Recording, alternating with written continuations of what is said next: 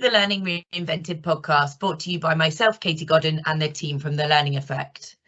There are lots of learning podcasts out there, so we wanted to do something slightly different.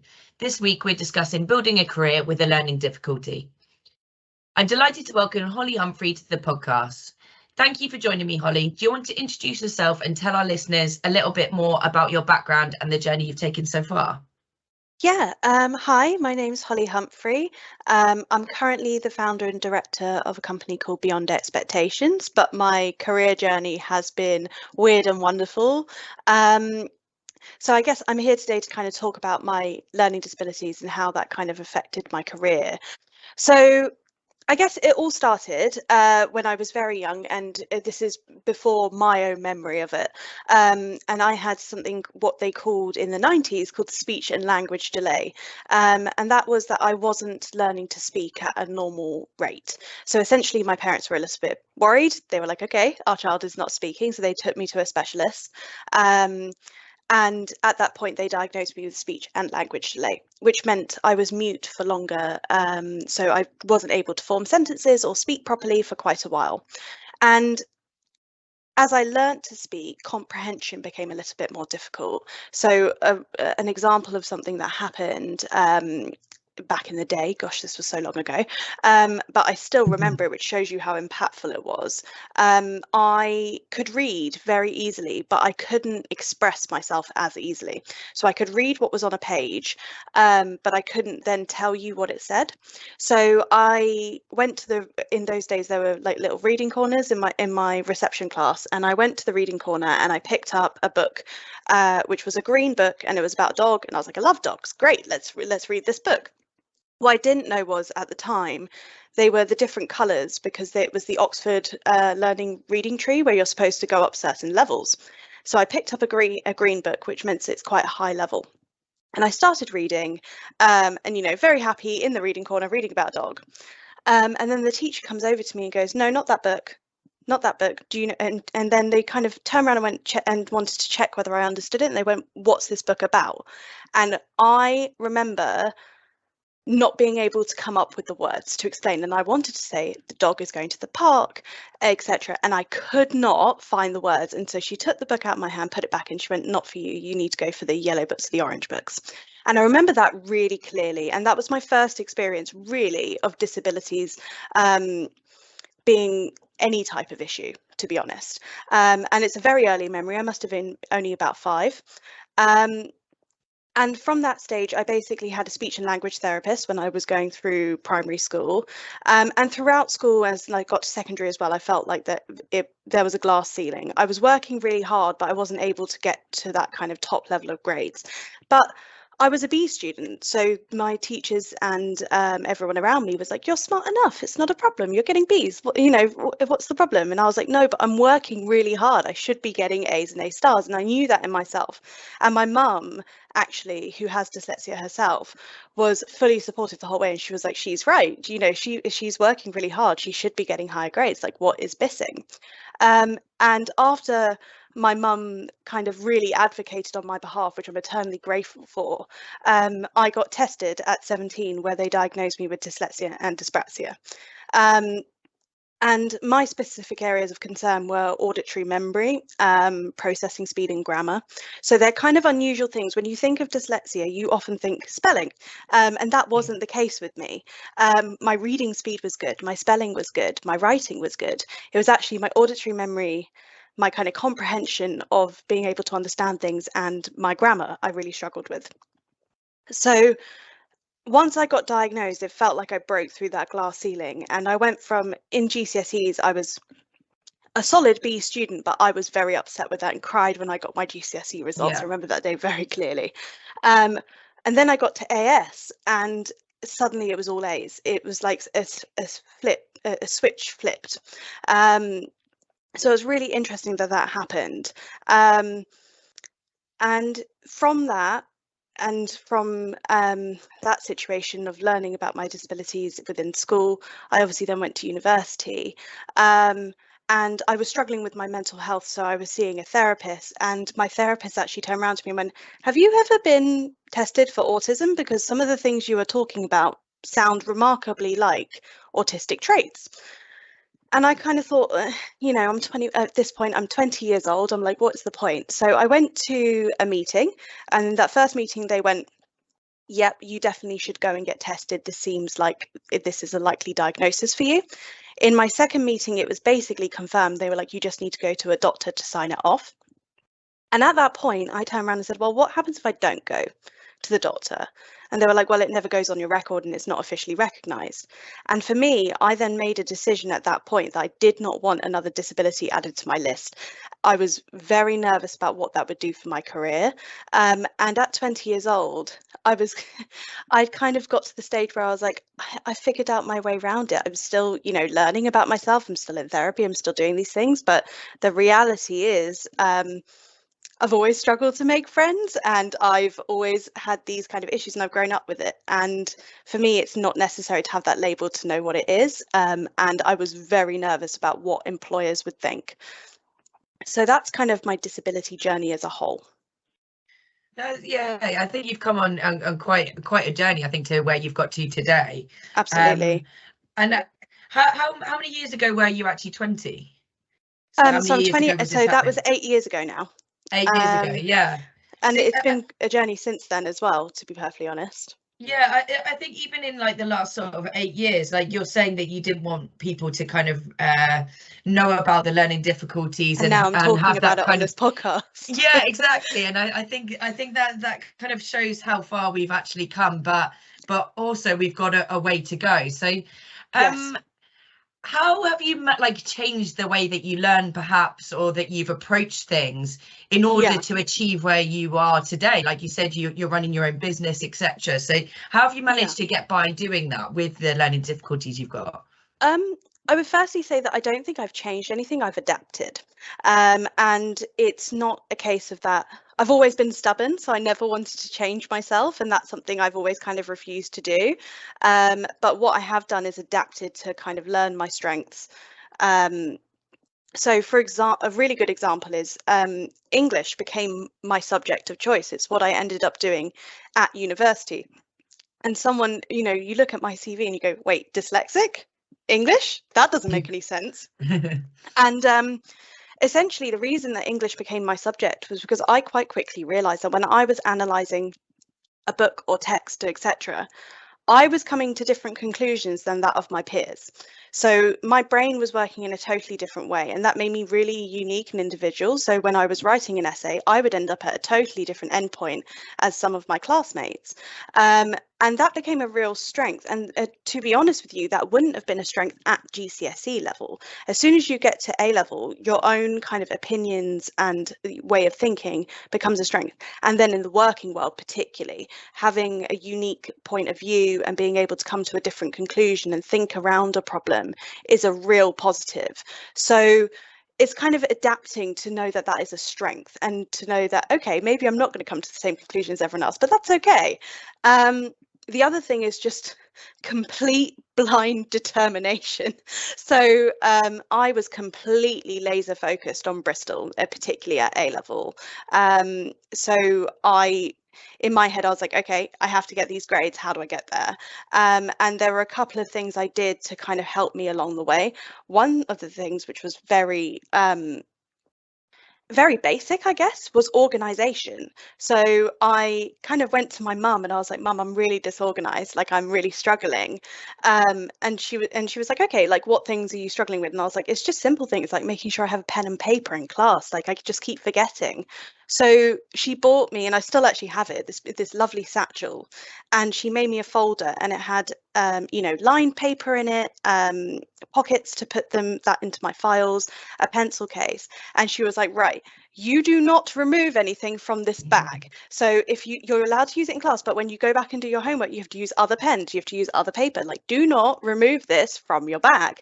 And that really helped me. And that was something, and it sounds really silly, but making sure I had those basics in a bag always just totally changed things.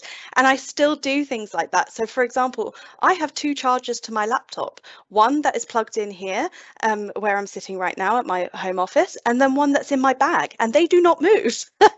They are in those places, so I'm never without a charger. So simple things like that really helped me in terms of navigating what is frankly sometimes quite an unfriendly neurodiverse environment when you're going to university and school, and sometimes even the working world. And then it was more academic techniques as well, in terms of figuring out how to adapt my strength. So just working with my brain rather than against it. So things like using the Pomodoro technique. So I remember my English teacher turning around to me in when I was in AS year, and he was like, "You need to revise like a boy. You're not going to be able to sit down for hours at a time on the same thing. It's not going to happen. So what I want you to do is," I had 3 subjects I was sitting, and he was like, "Go to a long table and set up zones for each subject." And he was like, "And every 20 minutes, I want you to move to the next zone. Doesn't matter what you're doing, you stop and you move on." And I went from being able to revise for only 3 hours at a time to, I remember one time I kept moving from zone to zone. And because I kept being able to be in that hyper-focused mode in each of those, I like looked at the clock and I was like, "Oh my God, I've been studying for 10 hours. So it went from, very low ability to kind of concentrate to it being really highly productive. And also knowing what worked with my brain. So for me, I'm very visual. And one of the best things I could do was watch a lot of documentaries and videos on my kind of wider reading for my subjects, because I had English, RS and history. So I was constantly watching like old BBC things, watching Bible TV as well, so I could get to absorb the parables. Things like watching the Cliff Notes videos on Spark Note videos rather, on the various books, so that I could refer to them even though I hadn't read them through fully. I could refer to them. So just adapting the way I was working to make sure it worked with my brain. And it felt like after I got that diagnosis, I was allowed to do that. Before then, I kind of didn't know what I was looking for. And as soon as I got that diagnosis, it kind of felt like the whole world opened. It sounds like you had a really good support network there as well. Like you mentioned your mum and like your teachers at school and stuff. And I think that's something that's really powerful, especially if you do suffer with learning difficulties or just kind of revising and stuff like that anyway, or kind of approaching things differently. Do you think that they should change things in school? Like I haven't been at schools for about 15 years, it's interesting, so I'm not sure their approach now, but there are 2 things that I want to bring up. I mean, firstly, I'd like to check my own privilege at this point. I went to a private school, which meant I had smaller class sizes, more dedicated teachers, etc. The other thing is I had parents that were able to pay for speech and language therapy for 10 years and able to provide me with the tools necessary. And I had a mum that had dyslexia herself, so was able to kind of help me and understand. That is not everyone's journey. Also, I think back in those days, it was not necessary to have a SENCO. It's not like these days where it's a legal requirement to have someone who is specialising in special educational needs and disabilities. And then the other thing is things have changed. Things have really changed. I mean, as I was leaving school, they were screen testing everyone for dyslexia and dyspraxia in year 7. So they literally, as soon as you enter the school, it's one of the first things that they do. That was never there when I first joined the school. So yes, there are things that schools can do more, but there has been a lot of progress. And I think teachers now, and I mean, part of my weird and wonderful career journey is I am a qualified teacher. I went and did a PGCE. A massive part of becoming a teacher is learning how to differentiate, and that is getting better and better for teachers. Teachers are learning more and more. Now, don't get me wrong, there are issues with the education system, and differentiating for 30 kids compared to 15 when you're in a private school is a very different matter. But I think the only way is up, and people are now really taking it seriously. And but I do at the same time think a lot of it is on the individual, because everyone's brain is different. Your teachers can support you and your mum can help you and everyone can kind of give you advice, but in the reality you are a unique person and you need to figure out what works for you. So I guess you've adapted, and like since when you've kind of been in education, been at school, been at university, and you've adapted and you've taken some of those approaches, like you said, into your working world. Are there any other different bits that you've had to kind of rely on in order to help you when you are in a more corporate environment as opposed to that school setting? I mean, it is very different. And I think for a lot of people coming out of university, regardless if you have disabilities or not, it is a totally different world. And things do have to change, and some things you bring with you and some things you don't. I will also say at this point, right now, I'm obviously self-employed. Being employed is also very different to being self-employed, and I'd kind of like to I want to break down kind of the differences, to be honest, in terms of what is transferable and what's not. So when I was employed, my biggest thing was using tech to my advantage. So making sure I had those plugins that would really support me. So Grammarly was one of them for me, which was hugely helpful. Also, things that help you with fonts and overlays on a computer screen. Setting the brightness on your computer screen so that it's not too bright, it's not too white, and easier to read. And really kind of using that to help you. There's so much out there in terms of tech plugins and help now that you can use for your disabilities. I mean, one of the things is, for example, you can download, I'm pretty sure for free, dyslexic friendly fonts onto your computer, and one of them, which is definitely available free, which is the Open Sans, which is known to be very accessible to people who are neurodiverse. So using those type of things and can really help you with your workday. And then also the Pomodoro technique for me has continued through work. So I tend to work in 20-minute sprints. Now being self-employed, that's a lot easier. But even when I did work and I was employed, I would do 20-minute sprints with 2 tasks. I tried to make sure I had 2 tasks on the go at the same time so that I could do that, the Pomodoro sprints. Now I have a visual timer as well, which basically it like colors it in blue of how long you're going to go, and it kind of ticks down, which is really helpful. But being self-employed, I think the best benefit for me has been making a routine that works for my brain.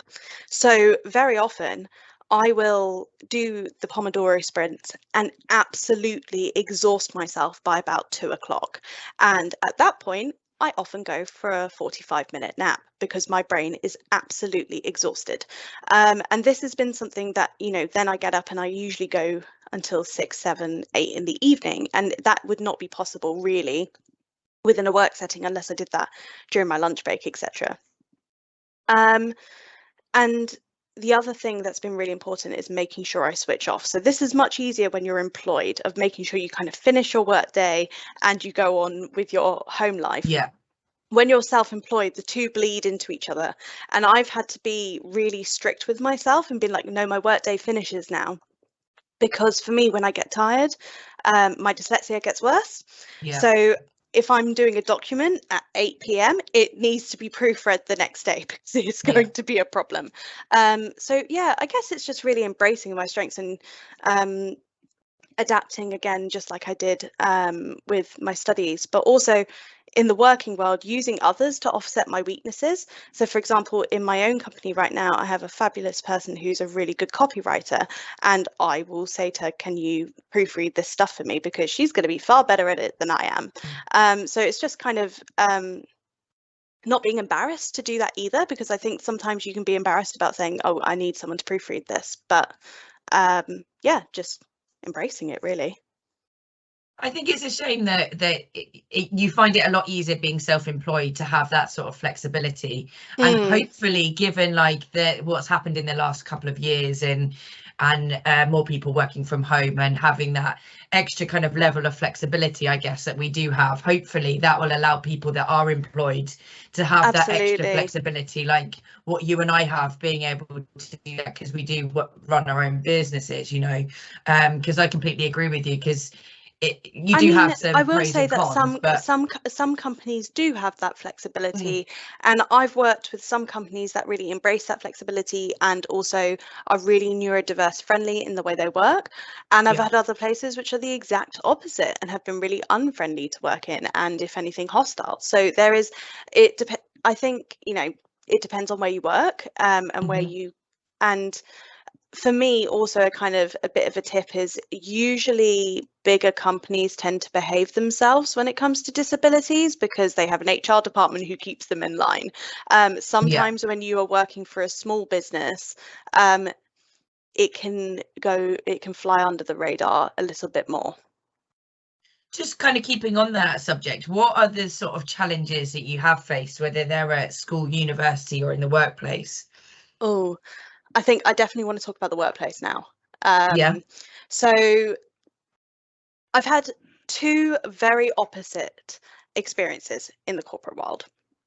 I've had one where my employer not only embraced my disabilities, but saw them as a strength and really opened me up to talking about it and figuring out what my strengths were at work so that I could use it to their advantage. And for him, it was hyper focusing it was super useful. So he was like, I'm going to make you hyper focus on this. And that he found that really useful. But then I've had other employers that have actively worked against me. And I mean, I am not going to name names at all, because that's not what I want to talk about. But what I will say is that there were people that definitely, if they could have, they would have fired me because of my disability. And they only did that because they didn't understand it. So a good example is I had an employer that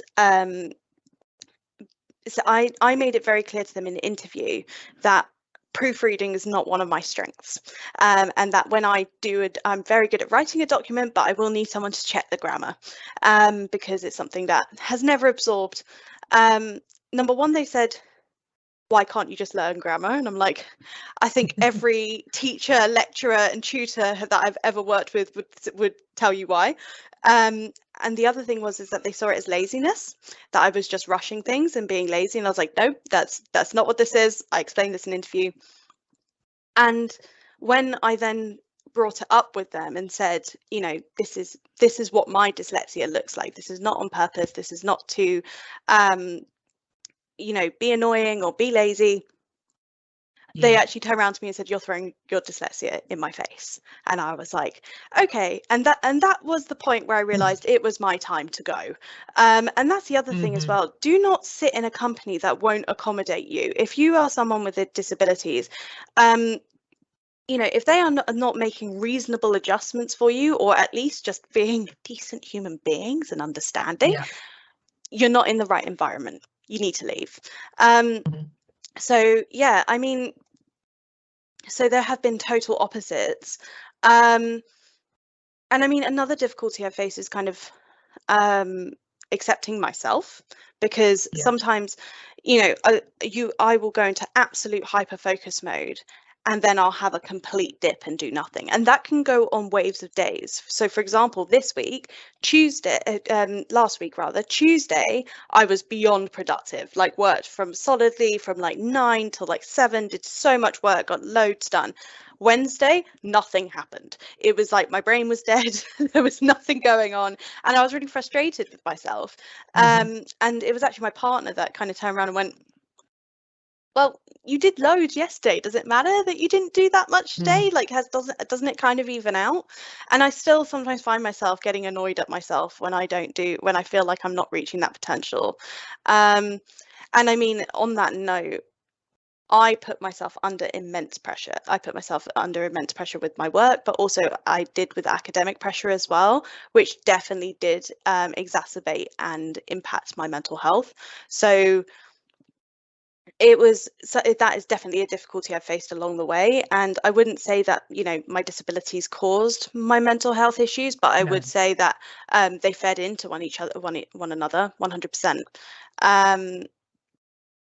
So yeah, so I guess it was just really figuring out the difficulties along the way, figuring out how to turn them into strengths. And I mean, another example with that is organization used to be a problem for me, as I said before, about making sure I had a bag with everything in it, which sounds so silly, but it really did work. But now in my current role, organizing chaos has kind of become my thing, especially in the education industry, which is kind of chaotic sometimes. Yeah. And it's because I have to cut through that noise to concentrate. So now I'm able to do that for other people because I've learned how to do it in my life, so now I can apply it to other people's. So that's been a really useful thing to kind of turn those difficulties, I guess, into strengths. That's really good, and it's amazing that you have done that as well. And I guess if you've learned to live with it over that long period of time as well, like you said, you weren't diagnosed until you were 17, so you were kind of living with something that you weren't necessarily aware of, and then you did have that diagnosis, and then it kind of gave you that clarity. But you're still, it doesn't, just because you've got that clarity doesn't mean that it's not there anymore and it doesn't exist. You can obviously just find the right things to actually help and support you along the way. So in kind of businesses where you've worked, so you've kind of given us an example of where it wasn't so good. Do you think businesses need to do more to improve what they offer to people with learning difficulties, not necessarily to them directly, but to people, like you said, managers, etc., so they understand that people are different in the workplace, and how to then approach that as well, not just one size fits all, if that makes sense? It's a really interesting question, because I think I will say that example was a particularly bad example. And as I said, I've had overwhelmingly positive experiences as well. For me, it kind of splits into two, though. Yes, employers should have a more neurodiverse, friendly environment for all employees, because neurodiverse techniques benefit everyone, regardless of if you have disabilities or not. They're a great thing for everyone. So there is no harm in putting them into place. And there's plenty of things you can do. But I also do feel like, as an employee, you need to be doing work for yourself as well. And I do feel quite strongly about that, you know, of course, you want your employer should make reasonable accommodations for you, and you should be able to have a conversation with your line manager about, you know, maybe barriers that you're going to have, etc., and they can help you. But I wouldn't expect employers to bend over backwards for you, because sometimes that's just not feasible in the corporate world. And one thing that I have said a couple of times in the last couple of years is there is no extra time in the real world, and that kind of sucks. But there are open conversations you can have with your manager about what you need to achieve your goal. So a deadline is a deadline, and unfortunately most employers will not give you extra time on that deadline because you have a disability report behind you. It's very unusual, and if you find that employer, then great, and let me know. But usually what you need to do is have a conversation with your employer about, okay, this is what I'm going to need to be able to achieve that deadline. Employers also need to be open to accommodations, and they should, I believe that anyone in a managerial position should be trained in knowing how to manage neurodiverse people, especially in certain industries. But anyone in a management position really should learn how to manage people with a disability. But the employees also need to know what they need, because your employer's not going to come to you with kind of a basket full of options and they go pick one. It's very unusual. You need to go to them and be like, I need X, Y, Z, and figuring out what that is really important. So, you know, for me, it was in certain roles, it was screen tints. It was I need to be told as far in advance as possible when I need to prepare something. and I need someone to be able to help me with proofreading in terms of my grammar. So there were certain things that I needed. And sometimes that's possible and sometimes that's not, and trying to do as much for yourself as possible. I mean, in my company, I like to think we're neurodiverse friendly, and I hope the people that work with me would say the same thing. And some of the things I do for that is, firstly, I do not set work times. I do not care if you work 10 till 6, 9 till 5, 4 till 7. I couldn't care less. As long as you get your work done, that's all that matters to me. And that's quite a neurodiverse friendly way of doing it, because people will have ebbs and flows in their day, just as I explained. And also just regular check-ins with my staff and help with organizing. So we have a plan the month session where we all sit down and go, how many hours is realistic for all of us this month with a particular contract, for example? And, you know, for example, I had an employee that had a birthday last week, and I was like, you're not going to do any work on the Monday after a big birthday blowout. Like, let's just move that work. And it's yeah, and it's about kind of, and with that, with being prepared in advance means that they know where they stand, they know what they're expected to do. And allowing creative freedom. Some of the most creative people I know and most fantastic people I know are people with disabilities. So let them fly, because sometimes their ideas that come out of their brains is like nothing else. And I really try and allow that in my company, where I go, okay, what do you think this company needs? What's a different thing we can offer? And kind of giving them that creative freedom, I guess.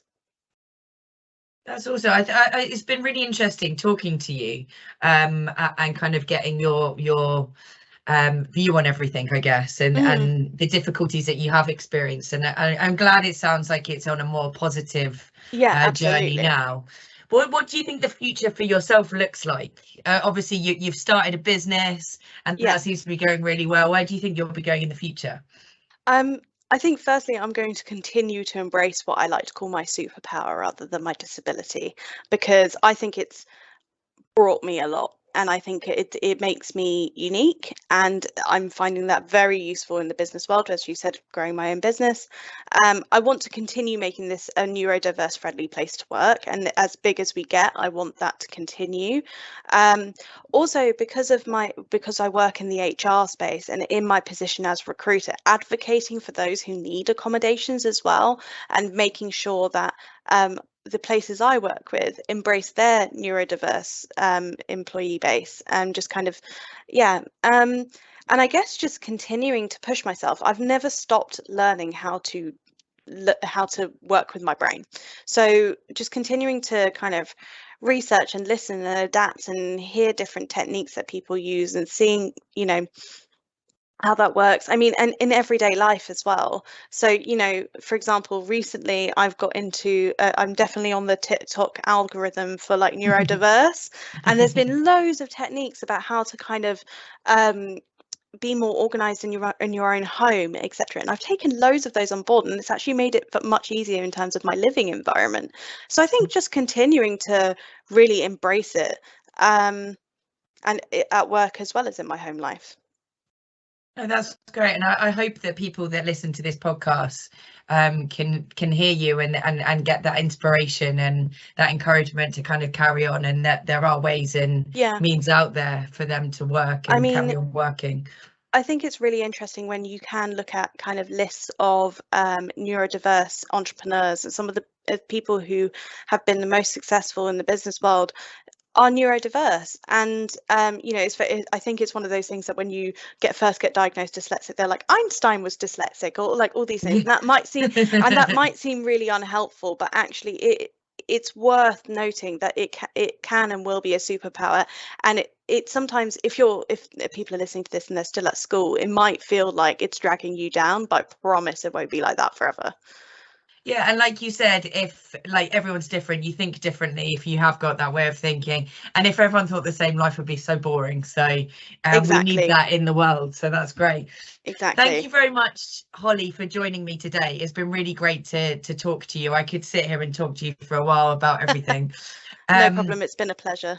if people do want to get in touch with you and kind of talk to you about whether it's your business or whether it's about learning difficulties, etc., how do they get in contact with you? Definitely head to LinkedIn and send me a message. I'm borderline obsessed, so I will be on there pretty much every day. So please do reach out. I love to kind of talk as soon as I learn. I never stopped, and always happy to kind of give advice and anything people need. Awesome. I'll put your LinkedIn in our show notes below. So thank you very much once again. No problem. Thank you for listening to this episode of the Learning Reinvented podcast. We hope you enjoyed it. If you've not already done so, please follow our podcast. And if the Learning Effect can help you and your organisation, please do get in touch. You can find both James and Katie on LinkedIn, and our contact details are in the show notes below.